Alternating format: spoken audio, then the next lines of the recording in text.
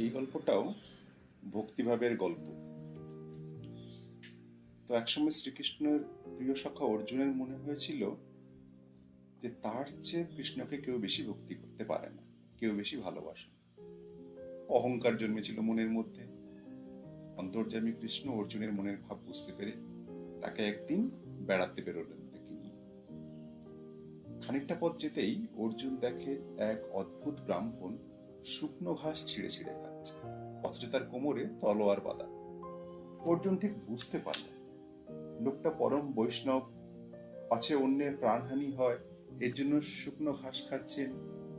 কিন্তু ঘাসেরও তো প্রাণ আছে, আবার এই লোকে কিনা তরোয়াল নিয়ে চলাফেরা করছে। ব্যাপারটা অর্জুনের কাছে ঠিক গন্ডগোলের মনে হল। তিনি শ্রীকৃষ্ণকে জিজ্ঞাসা করলেন, এ কিরকম হলো? যে লোক মন থেকে হিংসার দেশ একেবারে ধুয়ে মুছে ফেলেছে, সেই কিনা হিংসা বিদ্বেষের দোষর তলোয়ার নিয়ে ঘোরাফেরা করছে। শ্রীকৃষ্ণ বললেন, তুমি ওকে জিজ্ঞেস করো না সখা। অর্জুন তখন ব্রাহ্মণের কাছে গিয়ে তাকে বললেন, ঠাকুর, এমনিতে আপনি হিংসা বিদ্বেষ ত্যাগ করেছেন, শুকনো ঘাস খেয়ে জীবন ধারণ করছেন, অথচ আপনার কোমরে ধারালো তরোয়ার বাঁধা। ব্যাপারটা তো ঠিক বুঝলাম না।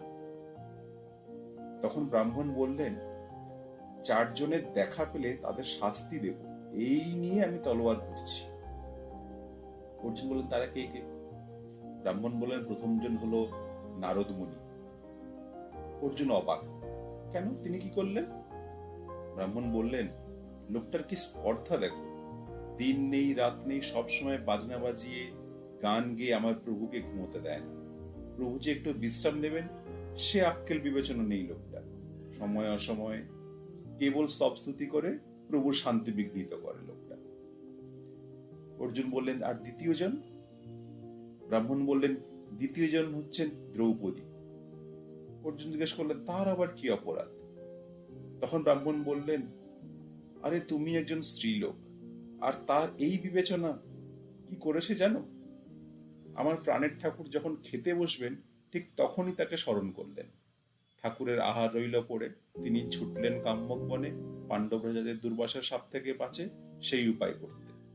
আবার কাণ্ড দেখো, সে তার পাথের এঁঠো কাটাটা আমার ঠাকুরকে খেতে দেন। কি তার কাণ্ড জ্ঞান! অর্জুন বললেন, আচ্ছা তৃতীয় জনকে? ব্রাহ্মণ বললেন, তৃতীয় জন হলো প্রহ্লাদ। তার প্রাণে যদি এতটুকু দয়া মায়া থাকে, আমার ঠাকুরকে ফুটন্ত তেলের কড়াইয়ে প্রবেশ করতে, হাতির পায়ে পিষ্ট হতে আর শক্ত পাথরের থাম ভাঙতে বলাতে তার জিভে একটু আটকাবে না? অর্জুন বললেন, সর্বশেষ জনটিকে? ব্রাহ্মণ বললেন, সে হচ্ছে হতচ্ছাড়া অর্জুন। অর্জুন তো অবাক, কেন, সে আবার কি দোষ করলো? তখন ব্রাহ্মণ বললেন, ওই লোকটার ঘটে যদি কিছু থাকে, কুরুক্ষেত্রের যুদ্ধে সে আমার হৃদয় সর্বস্ব প্রভুকে তার রথের সামান্য সারথি করে পুরো যুদ্ধ পরিচালনা করলো। দরিদ্র ব্রাহ্মণটির এমন অগাধ ভক্তি ভালোবাসা দেখে অর্জুন খুবই অবাক হয়ে গেলেন। তখন থেকে তার মনের মধ্যে আমি শ্রীকৃষ্ণের সবচেয়ে বড় ভক্ত এই অভিমান মুছে গেল।